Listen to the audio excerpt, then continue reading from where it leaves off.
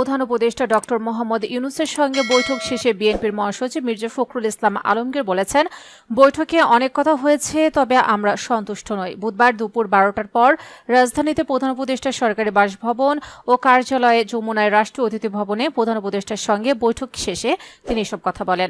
এখন বিএনপি কি করবে? সাংবাদিকদের এমন প্রশ্নের জবাবে বিএনপি মহাসচিব বলেন, আমরা দলীয় ফোরামে এবং আমাদের মিত্রদের সঙ্গে আলোচনা করে সিদ্ধান্ত জানাবো। মির্জা ফখরুল ইসলাম আলমগীর বলেন, ডিসেম্বরের মধ্যে যদি দেশে নির্বাচন না হয় তবে দেশে যে রাজনৈতিক পরিস্থিতি, অর্থনৈতিক পরিস্থিতি এবং সামাজিক পরিস্থিতি বিরাজ করছে তা আরো খারাপের দিকে যাবে। তখন এটি নিয়ন্ত্রণ করা বেশ কঠিন হবে। বৈঠকের বিভিন্ন বিষয় তুলে ধরে বিএনপি মহাসচিব বলেন, পূর্বে 10 ডিসেম্বরের মধ্যে নির্বাচনের কথা বলা হয়েছে, কিন্তু প্রধান উপদেষ্টা সময়টাকে টেনে ডিসেম্বর থেকে জুন পর্যন্ত নিয়েছেন। কিন্তু আমরা বলেছি ডিসেম্বর নির্বাচনের কাট অফ সময়। প্রসঙ্গত, নির্বাচন নিয়ে সৃষ্ট ধোঁয়াশা কাটাতে একটি সুনির্দিষ্ট রোডম্যাপের আশায় এই বৈঠকে অংশ নিয়েছিল বিএনপি। তবে সন্তুষ্ট হতে পারেনি দলটি। কারণ হিসেবে দলের মহাসচিব জানিয়েছেন, তারা প্রধান উপদেষ্টার কাছ থেকে নির্বাচনের কোনো সুনির্দিষ্ট ডেডলাইন পাননি।